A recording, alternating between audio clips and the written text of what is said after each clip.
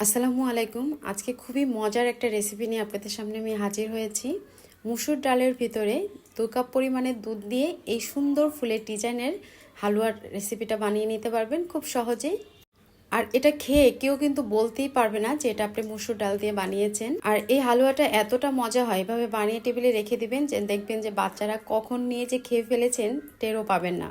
বুটের ডালের হালুয়ার চাইতে কোনো অংশে কিন্তু কম হবে না আমার আজকের এই মুসুর ডালের হালুয়ার রেসিপিটা। বাসায় অবশ্যই একদিন না একদিন ট্রাই করবেন, আর কেমন হয়েছে আমার কমেন্ট সেকশনে জানাবেন। আর ভালো লাগলে প্লিজ রিকোয়েস্ট থাকলো আমার চ্যানেলটি সাবস্ক্রাইব করার। আর এর জন্য আমি প্রথমে নিয়ে নিচ্ছি 1 কাপ মুসুরের ডাল। 1 কাপ ডাল দিয়ে কিন্তু অনেকগুলা হালুয়া তৈরি করা যায়। প্রথমে খুব ভালো করে কষলে ধুয়ে নেব। অনেকে এটা খেয়ে বিশ্বাসই করতে পারবে না যে এটা মুসুর ডাল দিয়ে আর কি বানানো হয়েছে। ডালটা ভালো করে ধুয়ে প্যানের উপরে আমি দিয়ে দিচ্ছি। তারপর এখানে দিয়ে দিব 2 কাপ পরিমাণে লিকুইড দুধ, দিয়ে দিচ্ছি স্বাদ অনুযায়ী লবণ, আর দিয়ে দিচ্ছি এখানে দারুচিনি, তেজপাতা আর এলাচ। তারপর এটা খুব ভালো করে জাল করে নিতে হবে যাতে করে ডালটা একদম সিদ্ধ হয়ে যায়। আর ডালটা যখন সিদ্ধ হয়ে আসবে তখন কিন্তু এই তেজপাতা দারচিনিগুলো উঠিয়ে ফেলবো। শিলপাটায় বেটে নিলে এলাচটা কিন্তু এখানে বেটেও দেওয়া যাবে, না হলে আবার এলাচের গুঁড়া করে তারপর এখানে দিতে হবে, তাহলে খুব সুন্দর একটা সুঘ্রাণ আসবে। তো আমি এটা তেজপাতাগুলো তুলে নিচ্ছি। আবার চাইলে কিন্তু এটা এই পর্যায়ে ব্লেন্ড করে নিতে হবে, তবে কিন্তু ঠান্ডা করে নিতে হবে। এখন একটা প্যানের ভিতরে আমি 2 টেবিল চামচ দিয়ে দিচ্ছি ঘি। অবশ্যই কিন্তু ঘিটা দেওয়ার চেষ্টা করবেন, রান্নার রেগুলার তেল দিবেন না, তাহলে কিন্তু টেস্টটা ভালো আসবে না। 1 কাপ ডালের জন্য আমি এখানে 1 কাপের চাইতে একটু কম চিনি দিয়েছি। আমি মিষ্টিটা কম খাই, তবে আপনারা চাইলে কিন্তু আর একটু মিষ্টি বাড়িয়েও দিতে পারেন। তারপরে বেটে রাখা মুসুর ডালের পেস্টটা আমি এখানে দিয়ে দিলাম। এবার নেড়ে চেড়ে মিশিয়ে নিব। এটা যখন মেশাতে থাকবো তখনই কিন্তু চিনিটা গলে একটু পানি পানি মানে নরম ভাব চলে আসবে।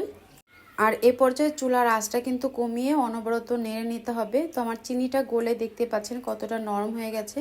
একটু কালারের জন্য আমি এখানে জর্দার রং ব্যবহার করছি। আপনারা চাইলে এখানে ইয়েলো ফুড কালারটা কিংবা অরেঞ্জ ফুড কালারটাও ব্যবহার করতে পারেন।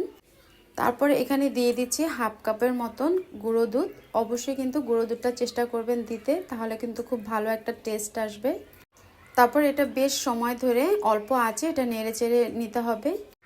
নাড়তে নাড়তে এমন একটা পর্যায়ে আসবে যখন দেখা যাবে যে প্যানের গায়ে ডালটা আটকে থাকবে না, ডালটা প্যানের থেকে উঠে আসবে। সে পর্যন্ত কিন্তু এই ডালটা অনবরত নেড়ে চেড়ে নিতে হবে, মানে এখানে একটুখানি সময় লাগবে আর কি। তারপরে দিয়ে দিচ্ছি পোস্ত বাদাম, একদম কুচি করে পোস্ত বাদামটা আমি দিয়েছি। এটা মুখে পড়লে কিন্তু বেশ ভালো লাগবে। আর যদি বাদামগুলো মানে বড় করে কাটা হয় তাহলে যে সাজের ভিতরে দিলে হয়তো বা ডিজাইনটা আসবে না, তো এই কারণে একদম মিহি করে দিয়েছি। তো আমার এটা কিন্তু হয়ে গেছে দেখতে পাচ্ছেন। এখন একটু ঠান্ডা করে নিব। আর ঠান্ডা করার পরে জাস্ট হালুয়াটা এরকম হবে, এটা দেখেও হয়তো বা আপনারা বুঝতে পারতেছেন। এখন আমি 2টা সাজ নিয়েছি, আর সাজের ভিতরে অবশ্যই ঘি লাগিয়ে নিতে হবে, নতুবা আটকে যাবে। এখন আমি হাত দিয়ে একটুখানি ডো নিয়ে হালুয়ার হাতের ভিতরে একটুখানি ম্যাশ করে তারপরে আমি সাজের ভিতরে দিয়ে দিব। আর 2টা সাজ একসাথে করে চাপ দিলে কিন্তু এরকম সুন্দর একটা ডিজাইন চলে আসবে। আর এটা খেতেও ভালো লাগবে, দেখতেও সুন্দর লাগে, আবার এমনিতেও কিন্তু খাওয়া যায়। ব্যাস তৈরি হয়ে গেল আমার মসুর ডালের হালুয়া। কেমন লাগলো অবশ্যই কিন্তু আমার কমেন্ট সেকশনে জানাবেন। আশা করছি আমার আজকের এই রেসিপিটাও সবার কাছেই ভালো লাগবে। তো এভাবে করে আমি সবগুলো হালুয়া আর কি বানিয়ে নিয়েছি। আর পরিবেশনের আগে আমি মাছ বরাবর একটুখানি পোস্ত বাদাম কুচি এর উপরে দিয়েছি। আসলে এভাবে পরিবেশনটা আর কি যার যার ইচ্ছা অনুযায়ী করতে পারে, যার যেরকম ভালো লাগে সেভাবে। তো আজ এ পর্যন্তই। আল্লাহ হাফেজ।